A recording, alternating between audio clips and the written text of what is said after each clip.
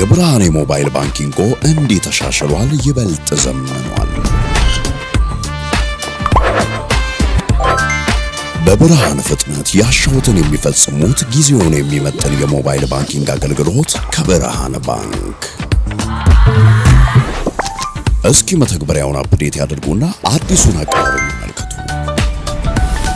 የሚፈልጉትን በሙሉ በፍጥነት በቀላሉ ወዲያውኑ ገንዘብ ወደ አካውንት እንዲሁም ወደ ዋሌት መላክ፣ ክፍያዎችን መፈጸም፣ የአየር ሰዓት መሙላት፣ ስቴትመንት ማውጣት፣ ቀሪ ሂሳብ መጠየቅና ሌላም ሁሉንም በቀላሉ። አዲሱ የብርሃን ባንክ የሞባይል ባንኪንግ መተግበሪያ አሁኑኑ አፕዴት ያድርጉ። ብርሃን ባንክ እንደ ስማችን ብርሃን ነው ስራችን። ተመልሰናል። አድማጮቻችን አለፈም 95.1 ላይ ትገኛላችሁ። ፉትቦል ካፌ ነው ፕሮግራሙ።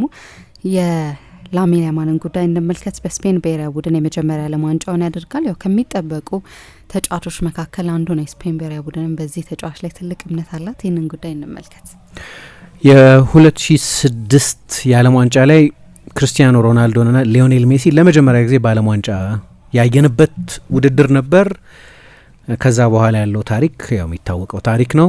ይሄ ደግሞ የነሱ አልጋ ወራሽ ይሆናል ተብሎ ብዙ ለሚገመተው ለላሚን ያማል ኑስራዊ ኤባና የመጀመሪያ ውድድር ይሆናል። ያለፈው የዛሬ 2 ዓመት የነበረው የአውሮፓ ዋንጫ ላይ እድሜው 16 ዓመት ሆኖ ግን ትልቅ ኦኬዥንም ያስፈራው ተጫዋች እንዳልሆነ ያሳየበት የ16 ዓመት ተጫዋች በታሪክ ማንም ፔሌን ጨምሮ ፔሌ ነው ልዩ የሚባለው ለ17 ዓመቱ እያለ በስዊድኑ የዓለም ዋንጫ ላይ የሰራው ገድል ካልተሳሳትኩ በግማሽ ፍጻሜው ሃትሪክ በፍጻሜው 2 ጎል በሁለት በጣም ወሳኝ በሆኑ ጨዋታዎች ላይ በ17 ዓመቱ 5 ጎል ያስቆጠረ ልዩ ተጫዋች ነው እና 3 የዓለም ዋንጫ የሚያሸነፈ ብቸኛው ነው። በእርግጥ የ62ቱ የዓለም ዋንጫ ላይ በጉዳት ምክንያት በጥሎ ማለፍ ጨዋታዎች ላይ አልነበረም። ተጽዕኖ ያን ያህል የጎል አልነበረም።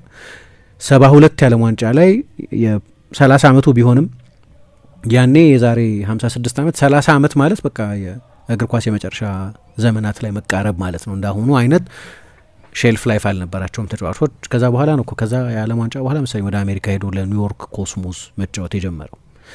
ስለዚህ ሌላ ላይፍ ነው ማለት ነው። እንደ የድሮ ፍጥነት የድሮ የድሪብሊንግ ችሎታ አልነበረም። 70 የዓለም ዋንጫ ላይ ምንም እንኳ ቴሌቫይዝድ የነበረው የመጀመሪያው የዓለም ዋንጫ ቢሆንም ቴሌቫይዝድ ሳይሆን በከለር ቴሌቪዥን የተላለፈ የመጀመሪያው የዓለም ዋንጫ ቢሆንም የላሚን ያማል በጣም የተለየ ነው። ለዛ ነው ይሄማ ኖርማል አይደለም ሲባል የነበረው የዛሬ 2 ዓመት በ16 ዓመት በጣም አንኮመን ስለነበር ግን እድገቱ ከዛ በኋላም ቀጥሏል። የዛሬ ዓመት ሁለተኛው የዓለም ቤስት ተጫዋች ነበር። ቢያንስ በባሎንዶር ምርጫ ከባርሰሎና ጋር ገና ካሁኑ 3 ላሊጋዎች አሸንፏል፣ 2 ሱፐር ካፖች አሸንፏል፣ 1 ኮፓ ዴል ሬ አሸንፏል። ከስፔን ብሔራዊ ቡድን ጋር አውሮፓ ሻምፒዮን በባሎንዶር ፖዲየም ላይ በመገኘት 2007 ላይ ሜሲ ነበር በእድሜ ትንሹ ተጫዋች የነበረው በሽልማቱ ታሪክ በጠቅላላ በትንሽ እድሜ ከ1 እስከ 3 ባለው የደረጃ ዝርዝር ውስጥ በመካተት ማለት ነው።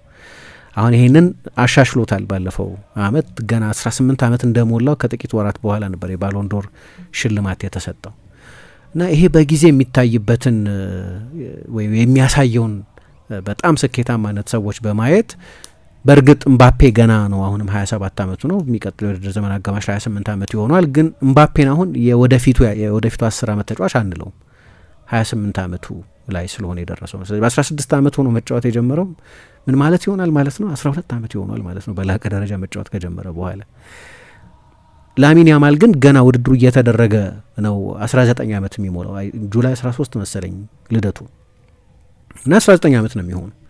የሜሲና የሮናልዶ አልጋወራሽ ቢባልም ከሁለቱም ጋር መነጻጸር አልወድም ቢልም መነጻጸር ማልወድበት ምክንያት ሁለቱ በጣም የተለዩ ተጫዋቾች ናቸው።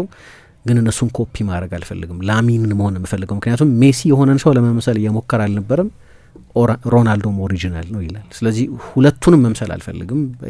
እንዲያውም ከእነሱ ኢንስፓየርድ መሆነው የላሚንን መንገድ በመጀመር ነው ይላል። ወደ ዓለም ዋንጫ ከመምጣቱ በፊት በጣም ጥርጣሬ ነበር። አሁን እንግዲህ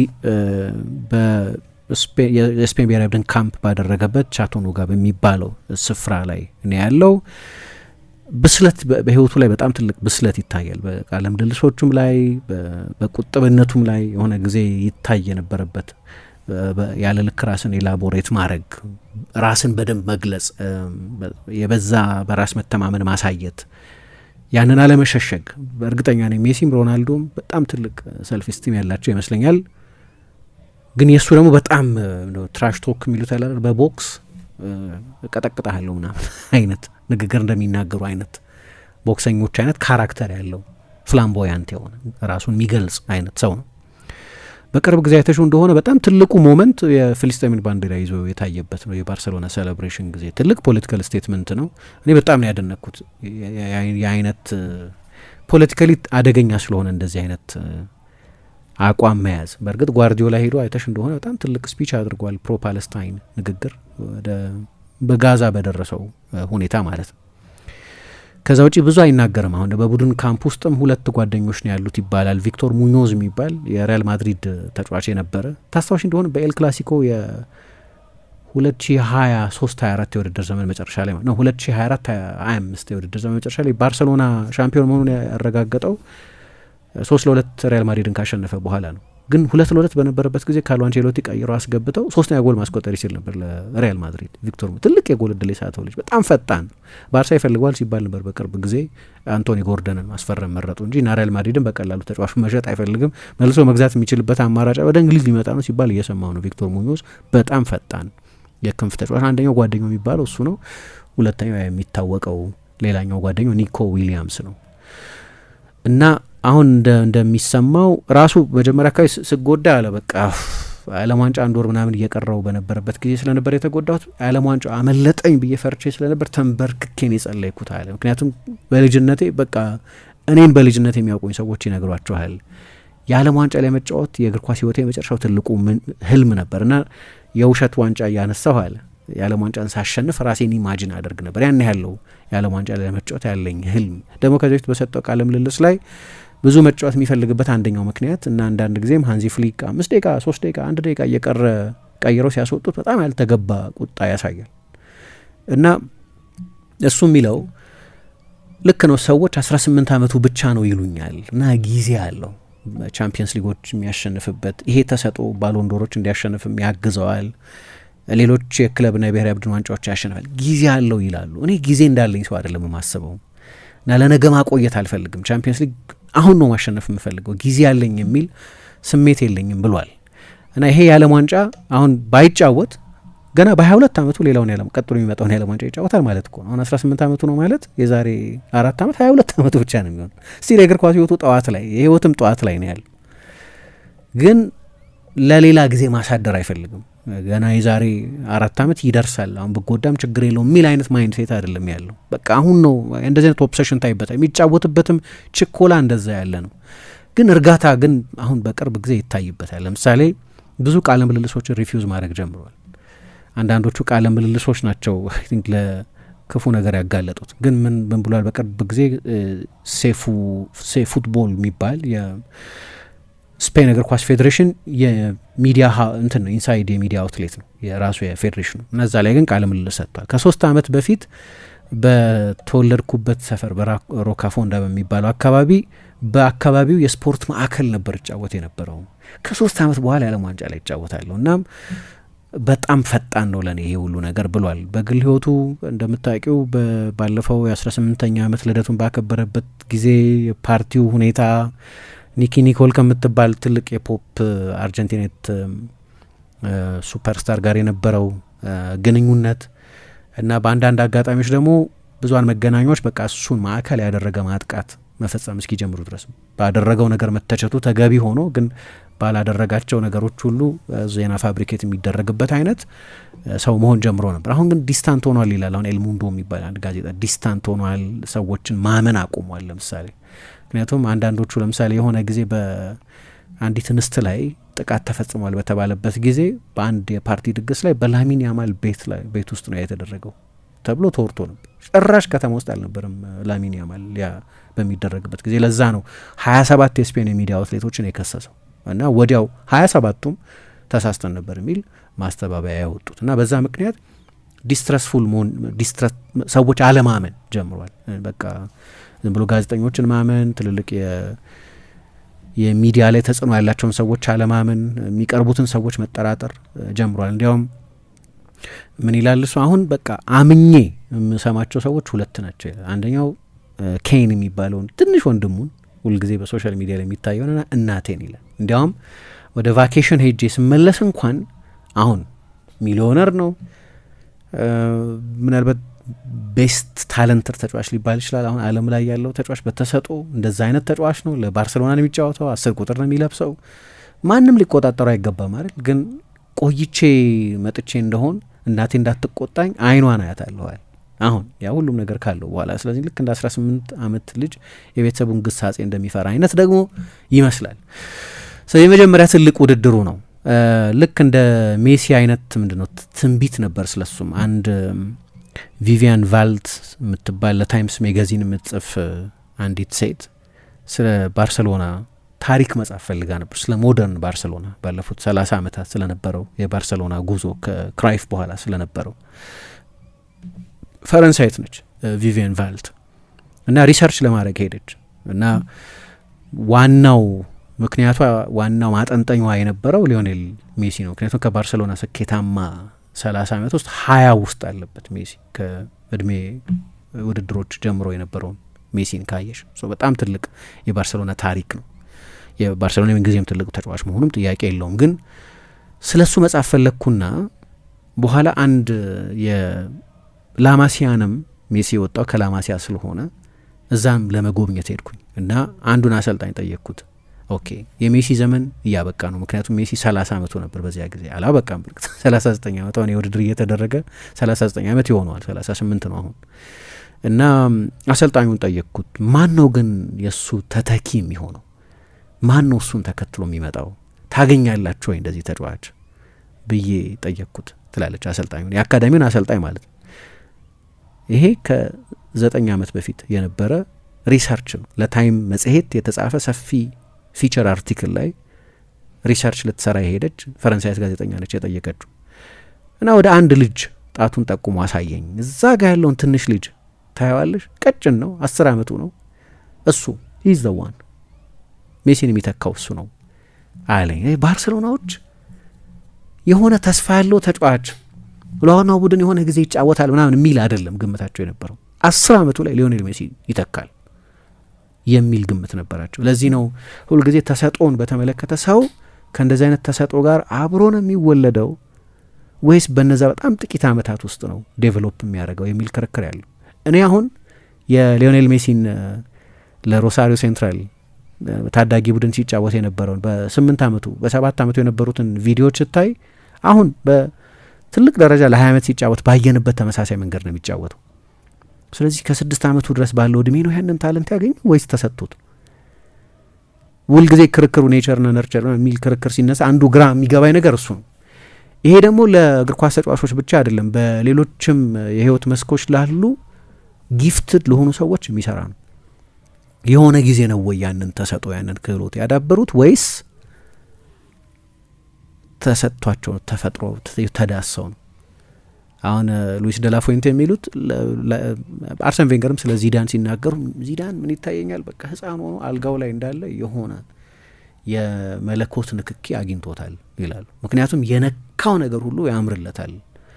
ኤሌገንሱ፣ ስብዕናው በአሰልጣኝነት ኤፈርትለስ በሚመስል ሁኔታ ድንገት መጣ። ማንም አድርጎት የማያውቀውን 3 ተከታታይ ቻምፒየንስ ሊግ አሸነፈ። በተጫዋችነትም እንደዛ ምታት በበረዶ ላይ እየደነሰ ግን በረዶ ላይ ምልክትም አይተው የሚሉት አይነት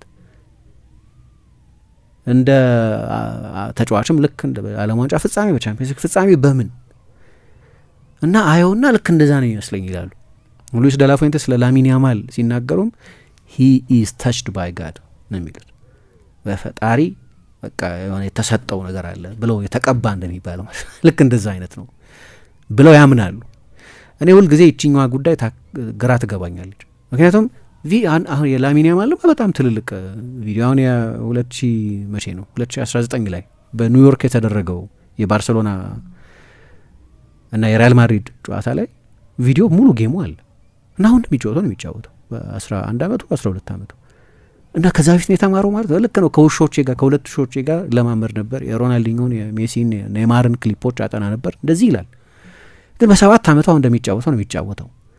እና እግር ኳስን በተለይ ጥበብ ነው አርቲስትሪ ነው ብሎ ለሚያምን ሰው ብዙ ጊዜ ጥበበኞችን ይሄማ ጊፍትድ ነው፣ በቃ የተሰጠው ነው እንደምንለው ነገር ማለት ያለብን ይመስለኛል በእግር ኳስ ላይ። እዛ ላይ ዲስፕሊን ያስፈልጋል፣ ስኪሉን ማጎልበት ያስፈልጋል፣ የሚማሯቸው አዳዲስ ትሪኮች አሉ። ልክ ነው። ግን ስታየው የተቀባም ይመስል እና 10 ዓመቱ ላይ ባርሰሎና ለዛ ነው እርግጠኛ የነበር 10 ዓመቱ ላይ ባርሰሎና አሰልጣኝ ያለምንም ማመንታት ትላለች ቪቪያን ቫልት እሱ ነው ሜሲን የሚተካው። ስሙ የናኘው ግን ልክ እንዳሁኑ እንደ ዓለም ዋንጫ ባለ ትልቅ ውድድር ላይ ነው። ያኔ እናነሳው ነበር። እንደ አጋጣሚ ሆኖ ፉትቦል ካፌ እንደተጀመረ አካባቢ ነው፣ በወሩ አካባቢ ማርች ላይ ነው የጀመረው፣ መጋቢት በእኛ ኤፕሪል ላይ በባርሰሎና ታሪክ በእድሜ ትንሹ ተጫዋች ሆኖ ተጫዋቶ ስለነበር ፕሮግራም ሰርተናል። ያን ጊዜ አስታውሳለሁ። አጠር ያለ 10-15 ደቂቃ ፕሮግራም ሰርተን እንደነበር ትዝ ይለኛል። በቃ ያስታውቃል። ሊመጣ ያለ የዓለም እግር ኳስ የሚቆጣጠር ሱፐርስታር፣ ፊውቸር ሱፐርስታር እንደሆነ ያስታውቅ ነበር።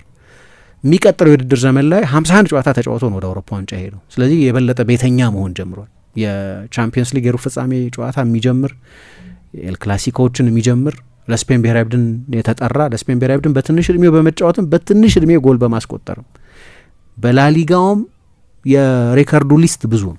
የላሚን ያማል ሊስቶች በተለይ ከእድሜ ጋር የተገናኙ ሬከርዶቹ ሁሉ ግራ የሚገቡ ቁጥሮች ያሉት ነው።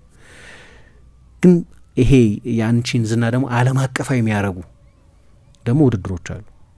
የአውሮፓ ዋንጫ ዝናውን ዓለም አቀፋዊ ያደረገው ነው። ላሊጋን ሁሌ ነገሬ ብሎ የሚያይ ሰው ላይኖር ይችላል። ባርሰሎናን ጉዳይ ብሎ የሚከታተል ሰው ላይኖር ይችላል። ስለዚህ ስለ ላሚን ያማል ይሰማል፣ ግን ነገሬ ብሎ በየ3 ቀኑ በየሳምንቱ በሚደረጉ ጨዋታዎች ላይ ላያየው ይችላል። የአውሮፓ ዋንጫን ግን ከሞላ ጎደል ብዙ ሰው ይከታተለዋል። ግሎባል ዳይሜንሽን ያላቸው ውድድሮች በመሆናቸው ምክንያት የዓለም ዋንጫ ደግሞ ከዛም ይተልቃል። አሁን እዚህ ዓለም ዋንጫ ላይ በጣም ጥሩ የሚጫወት ከሆነ አሁን የስፔን ብሔራዊ ቡድን የዓለም ዋንጫውን ያሸንፋል ተብሎ ብዙ ግምት የሚሰጠው ብሔራዊ ቡድን ነው። በብዙ ቡክ ሜከሮች ቀዳሚ ተገማች የስፔን ብሔራዊ ቡድን ነው። የወቅቱ የአውሮፓ ሻምፒዮን በመሆኑ ምክንያት የሚሰጠው ግምት ነው። ቡድኑም እንደ ቡድን ባለው ከፍተኛ ጥራት ምክንያት ያ ግምት ይሰጣል። ግምት ብዙ ጊዜ አይሰራም። የዓለም ዋንጫን በተመለከተ ግን ግምቶች አሉ። ፈረንሳይ፣ ስፔን ብዙ ሲባል ትሰሚያለሽ። ግን እዛ የአውሮፓ ዋንጫ ላይ መጣና በሴሚፋይናል ጨዋታ የውድድሩን ምርጥ ጎል አስቆጠረ። የፍጻሜው ጨዋታ ላይ ደግሞ የመጀመሪያውን ጎል ኒኮ ዊሊያምስ ነው እንግሊዝ ላይ ያስቆጠረው። ለሱ ደግሞ አሲስት ሰጠ። 4 አሲስቶች ነበሩት እዛ የአውሮፓ ዋንጫ ላይ። ያንን ጎል ሲያስቆጠር የእሱ ምልክት መሆን የጀመረ አንድ ጎልም አየን። ያለ ባክሊፍት ወደ ኋላ ሳይለጠጥ ወደ ጎል መምታት እንዴት ባላንስ እንደሚኖረው እንዴት ኤግዚኪዩት እንደሚያደርገው አታቂም። ልዩ ነው። የተለየ ተሰጥኦ ነው። ቴክኒካዊ ችሎታዎቹን ካየሽ ሌላ ተጫዋች የማያደርጋቸውን ብዙ ነገሮች ያደርጋል። በተለይ ደግሞ በ2024-25 የውድድር ዘመን ባርሰሎና ለትሬብል ምናልባት ሱፐር ካፑን ከቆጥረሽ ለኳድሩፑል ይወዳደር በነበረበት በዚያ የውድድር ዘመን ከኢንተር ሚላን ጋር በነበሩት ሁለቱ የደርሶ መልስ ጨዋታዎች ላይ ዚዳን ለማድነቅ ቁጥብ ነው የሚባለው ዚዳን እንኳን አይቼ አላውቅም። ማንም ተጫዋች ትልቅ የኤንዞ ፍራንቼስኮሊ አድናቂ ነው እንደምታውቂው። የማንኛውንም በዛ እድሜ ብቻ ሳይሆን በየትኛውም እድሜ ያለን ተጫዋች በቻምፒየንስ ሊግ ሴሚፋይናል ደረጃ እንደዚህ ጨዋታ ሲዶሚኔት ሲያደርግ አይቻል አውቅም ማለት። እነዛ 210 ደቂቃዎች የላሚን ያማል ኤግዚቢሽኖች ነው የነበሩት። መጨረሻ ላይ ኢንተር ቢያልፍም ግን ላሚን ያማል በሳንሲሮም በባርሰሎና ስቴዲየምም በጣም አስደናቂ ነበር። ከዛ በኋላ ነው የባሎን ዶር ሁለተኛ የሆነው። አሁን ደግሞ በዚህኛው የውድድር ዘመን ደግሞ ቢያንስ በስታቶች የእግር ኳስ ተጫዋችነቱን ምርጡን ሲዝን አሳልፈው ነው ወደዚህ ውድድር የሚመጣው። ሊያውም የመጨረሻውን 1 ወር ሳይጫወት ማለት ነው። ሊያውም የባርሰሎና የቻምፒየንስ ሊግ ጉዞ ከአምናውም ቀድሞ ተገጥቶ ማለት አምና ሴሚ ፋይናሊስት ነበሩ፣ ዘንድሮ ኳርተር ፋይናሊስት ነው የነበሩት። በኮፓ ዴል ሬ አምና ውድድሩን አሸንፈውታል፣ ዘንድሮ ግማሽ ፍጻሜ ድረስ ብቻ ነው የተጓዙት። ስለዚህ ከአምና ያነሰ ጨዋታ ነው 45 ጨዋታ ነው የተጫወተው በዚህ ውድድር ዘመን። ግን 24 ጎሎችን 18 አሲስቶች አሉት። ብዙ ፕሬሸር ግን አለበት። አሁን ትልቁ ፕሬሸር ልክ ነው እስካሁን ድረስ ጥሩ መጫወት አንድ ነገር ነው። ግን ቫልዳኖ እንደሚለው ማራዶና ወዝ ማራዶና ሳምታይምስ ሜሲ ኢዝ ማራዶና ኤቭሪ ዴይ ይላል። ሜሲ ወጥ ስለሆነ ያንን መድገም ከባድ ነገር ነው። የሜሲን እንግዳ የሚያደርገው ከዚህ በፊት አንስቼዋለሁ። ለምሳሌ ሪቻርድ ፊትስፓትሪክ የሚባል ጸሐፊ ያነጻጽረዋል። እንግዳ የሆነ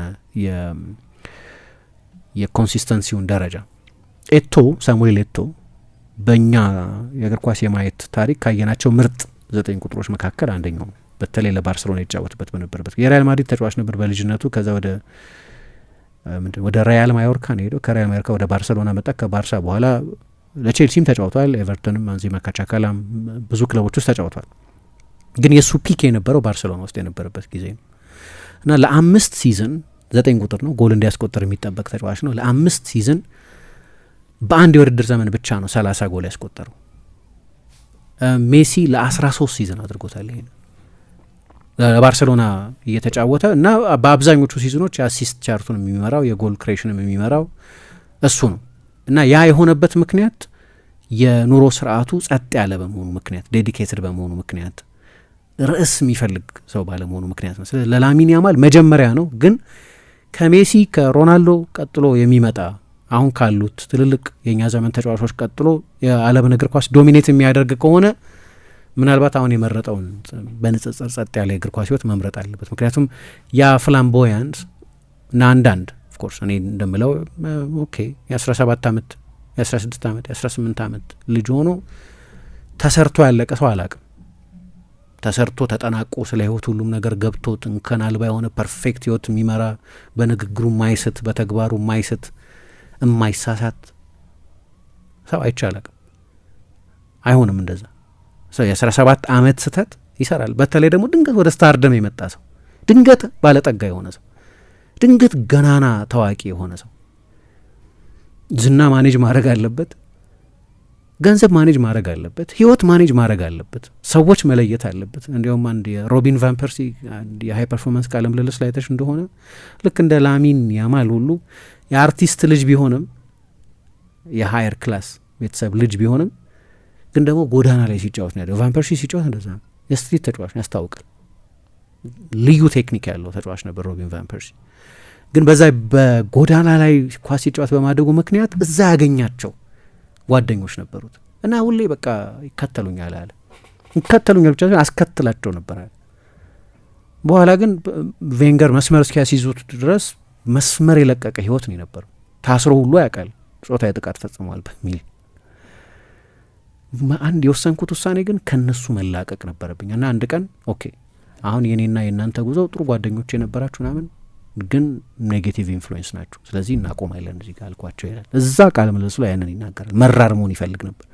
ምናልባት ከዛ ህይወት አልገባውም ይሆናል በደንብ።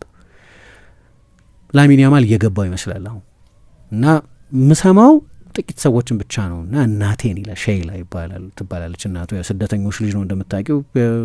የኢሚግሬሽን ሲምቦል ነው በስፔን ውስጥ።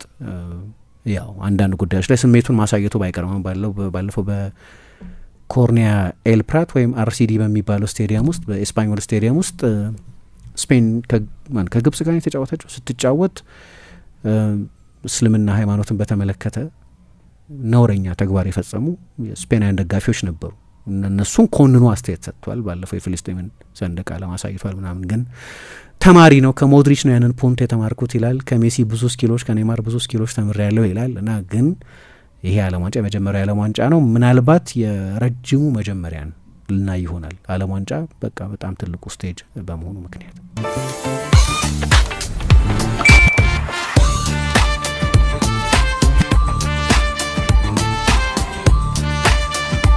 የብርሃን የሞባይል ባንኪንጎ እንዲህ ተሻሽሏል፣ ይበልጥ ዘምኗል። በብርሃን ፍጥነት ያሻውትን የሚፈጽሙት ጊዜውን የሚመጥን የሞባይል ባንኪንግ አገልግሎት ከብርሃን ባንክ። እስኪ መተግበሪያውን አፕዴት ያድርጉና አዲሱን አቀራረብ ይመልከቱ። የሚፈልጉትን በሙሉ በፍጥነት በቀላሉ ወዲያውኑ ገንዘብ ወደ አካውንት እንዲሁም ወደ ዋሌት መላክ፣ ክፍያዎችን መፈጸም፣ የአየር ሰዓት መሙላት፣ ስቴትመንት ማውጣት፣ ቀሪ ሂሳብ መጠየቅና ሌላም ሁሉንም በቀላሉ። አዲሱ የብርሃን ባንክ የሞባይል ባንኪንግ መተግበሪያ አሁኑኑ አፕዴት ያደርጉ።